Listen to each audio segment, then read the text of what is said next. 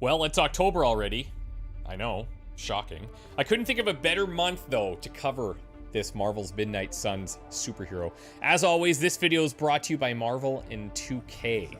Now, going back a ways, in 1998, I personally was unknowingly introduced to the world of superhero movies with this superhero at the helm. One of the original Midnight Suns, the Daywalker himself. Marvel's Midnight Suns lead producer Garth DeAngelis' favorite on the roster. I'm very excited to present to you Mr. Eric Brooks, aka Blade.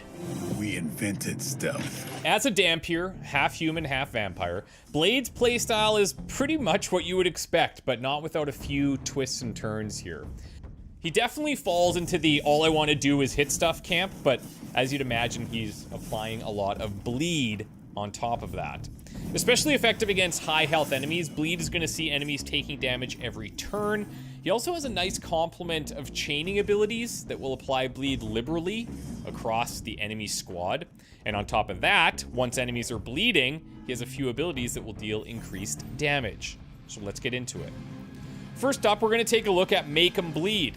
Aptly titled, this will be your main way of getting bleed added to your other card attacks. Make 'em Bleed is going to cause you to draw blade cards and then add bleed to your next 2 blade attacks, regardless of what was drawn.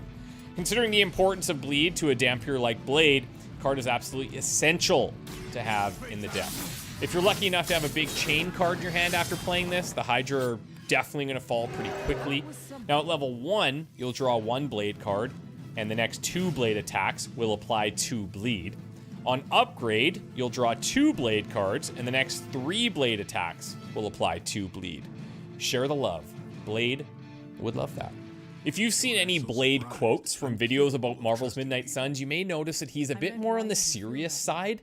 Mr. Brooks has a pretty thick shell, which is understandable based on his upbringing, but if you're willing to try and break through that rough exterior, you might just find a big softie inside. I barely saw them as human. But probably not. Either way, if you're able to build your friendship with Blade, you'll really get the blood flowing. And yes, I mean that literally. At his level 1 friendship passive, you're getting a 10% chance of applying bleed on any attacks he makes. Level 2 sees that jumping to 25%. Before you know it, you're fighting in a literal bloodbath just the way that Blade likes it. This is the time to embrace the darker side of the Marvel Universe, my friends. This is the time. So you've applied bleed around the battlefield en masse. What can you do with that now? Well, Blade's skill called the Hunger will apply 2 marked to every unit with bleed. Now we haven't talked about the marked mechanic for quite a while, so just as a quick refresher, how it works is when you KO a marked enemy, you get that card play refunded. That's right. Blade's going to allow for a lot of free card plays.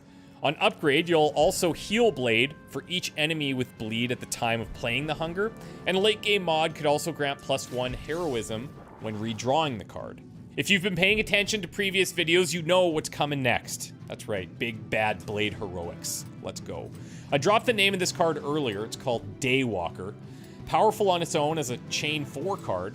Raw damage output is very high, but Daywalker is especially effective when played after Make 'em Bleed, because true to the name, you'll in fact make 'em bleed everywhere.